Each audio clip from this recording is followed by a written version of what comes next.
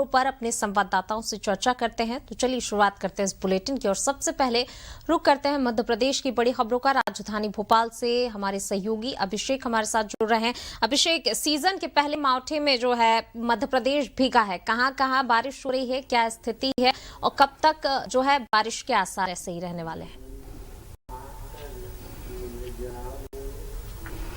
देखिए, मावठे की बारिश ने पूरे मध्य प्रदेश को भिगो दिया है। मालवांचल की बात करें, भोपाल संभाग की बात करें या महाकौशल की, लगातार कल बारिश होती रही। लुका छुपी करता रहा सूरज, जगह जगह बारिश हुई है। भोपाल में कल रिमझिम बारिश चलती रही है। 8 मिलीमीटर बारिश भोपाल में हुई है।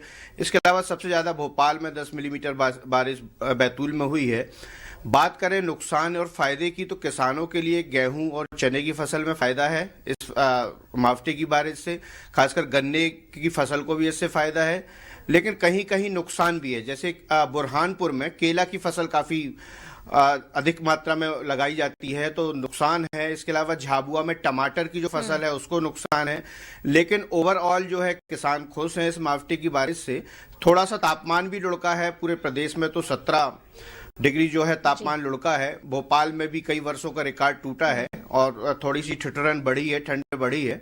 तो मावठे की बारिश ने तापमान गिराया है और यहाँ पर ठंडक घोल दी है। जी बिल्कुल, चलिए अगली खबर की ओर भी रुक कर लेते हैं। अगली खबर भी राजधानी भोपाल से। बम्पर वोटिंग के बाद जो है अब नतीजों का बेसब्री से इंतजार किया जा रहा है, लेकिन नतीजे आने में जो है देरी होगी इस बार। आखिरकार ऐसा क्यों, अभिषेक?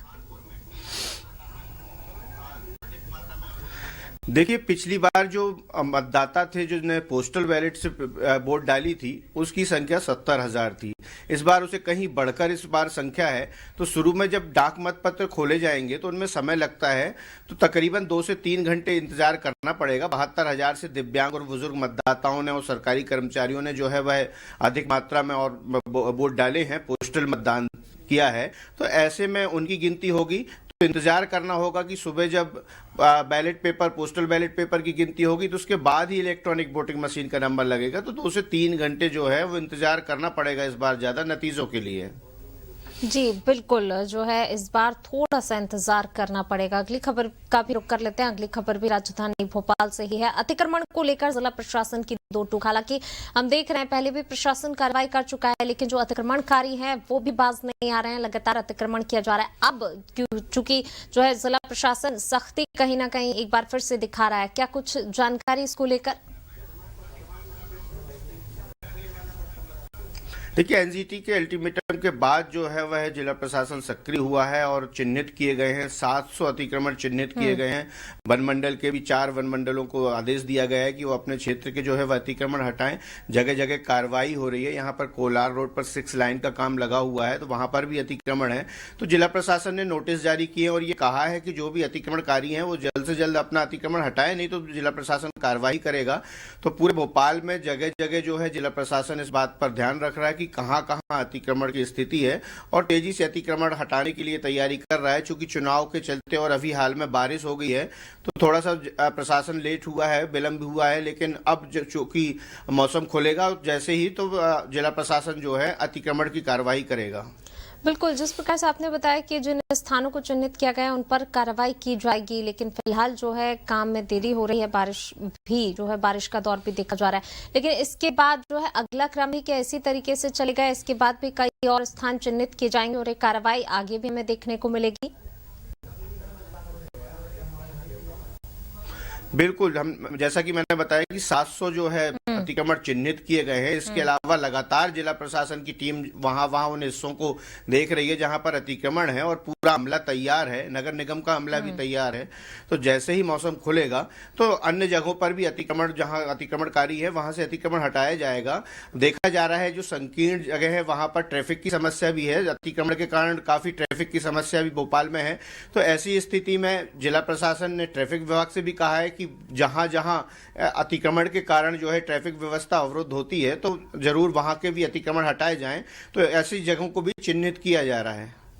बिल्कुल, चलिए अगली खबर की और भी रुख कर लेते हैं। अगली खबर भी राजधानी भोपाल से। राज्य कर्मचारियों को 4% बढ़े हुए महंगाई भत्ते के लिए फिलहाल इंतजार करना होगा। तो कितना और इंतजार, और आखिरकार इंतजार क्यों करना पड़ रहा है इन कर्मचारियों को, अभिषेक?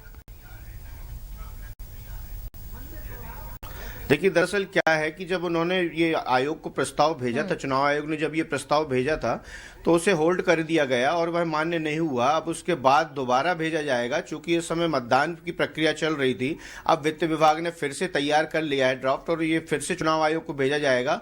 और ये माना जा रहा है मतगणना के 1-2 दिन पहले जो है वह अब 4% जो मानदेय है, वह महंगाई भत्ता जो है वह जो है राज्य सरकार के कर्मचारियों को मिल सकता है। केंद्र सरकार के बराबर की लगातार मांग की जा रही थी और ये पूरा ड्राफ्ट तैयार था, लेकिन चूंकि वह मान्य नहीं हुआ तो अब ये दोबारा भेजा जा रहा है और ये कोशिश की जा रही है कि 1 तारीख या 2 तारीख तक ये मान्य हो जाएगा और उसके बाद राज्य सरकार के कर्मचारियों के लिए खुशी की बात होगी। बिल्कुल, चलिए अगली खबर की ओर भी रुख कर लेते हैं। अगली खबर भी राजधानी भोपाल से। मौसम में जिस प्रकार से बदलाव हुआ है, आबो हवा पर भी उसका असर दिखा है। AQI में गिरावट दर्ज की गई है। कितनी गिरावट आई है AQI में और कितनी राहत जो है शहरवासियों ने ली है? देखिए, भोपाल की बात करें तो यहाँ की हवा में प्रदूषण घुला हुआ था, काफी परेशानियां हो रही थी। खासकर बच्चों और बुजुर्गों को AQI जो है लगातार 290 और 300 को भी पार करता हुआ देखा गया यहाँ पर। अब चूंकि मौसम में ठंडक है, बारिश भी हुई है, तो ऐसे में इसका लेवल घटकर 150 के नजदीक आ गया है। हालांकि अभी भी तेज है, 150 बहुत अधिक माना जाता है। माना जाता है कि 50 के नजदीक जो होता है वह बेहतर होता है, हवा को शुद्ध माना जाता है। लेकिन अब चूंकि 150 है तो कुछ तो राहत वहां पर मिली है। खासतौर पर अस्थमा के जो मरीज हैं उन्हें ऐसे काफी मुश्किल का सामना करना पड़ता है। लेकिन अब चूंकि AQI घटा है तो राहत की सांस है। वहीं जिला प्रशासन भी इस प्रकार की तैयारी कर रहा है कि जहां से प्रदूषण बढ़ रहा है, जहां जो है धूल जैसी स्थिति होती है, तो वहां पर जो है पानी की सिंचाई हो। लेकिन चूंकि अब बारिश का दौर अभी जारी है तो राहत है और AQI जो है वह 150 के नजदीक है। और ये राहत वाली बात भोपाल वासियों के लिए है कि कम से कम पहले से तो अच्छी अब शुद्ध हवा लोग पा सकेंगे। बिल्कुल। साथ ही अभिषेक, आपसे ये भी जानना चाहेंगे, इसके अलावा भोपाल की और प्रदेश की ऐसी कौन सी बड़ी खबरें जिन पर दिन भर नजर बनी रह सकती है? कौन सी ऐसी खबरें जो सुर्खियों में बनी रह सकती हैं? देखिए, एक राजनीतिक खबर की मैं बात करूंगा। किंग मेकर पर अब नजर रख रही है कांग्रेस और भाजपा। ये कोशिश कर रही है कि जो किंग मेकर हो सकते हैं, पिछली बार आपको याद होगा कि भाजपा को 109 सीटें और कांग्रेस को 114 सीटें मिली थी। ऐसी स्थिति में सपा और बसपा और निर्दलीय विधायक किंग मेकर की भूमिका में थे। फिर से टटोला जा रहा है, एक दूसरे पर डोरे डाले जा रहे हैं। क्योंकि आप देखें, आलोट से प्रेमचंद गुड्डू जो पूर्व सांसद है वह चुनाव मैदान में है। मैहर से नारायण त्रिपाठी निर्दलीय विंध्य विकास पार्टी से चुनाव में है।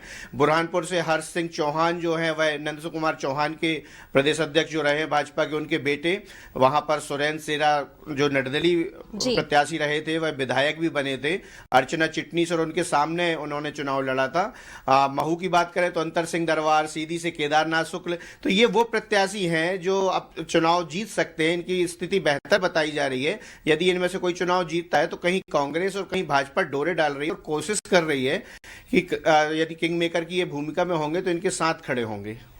बिल्कुल, चलिए शुक्रिया अभिषेक आपका इन तमाम जानकारियों को साझा करने के लिए। तो ये थी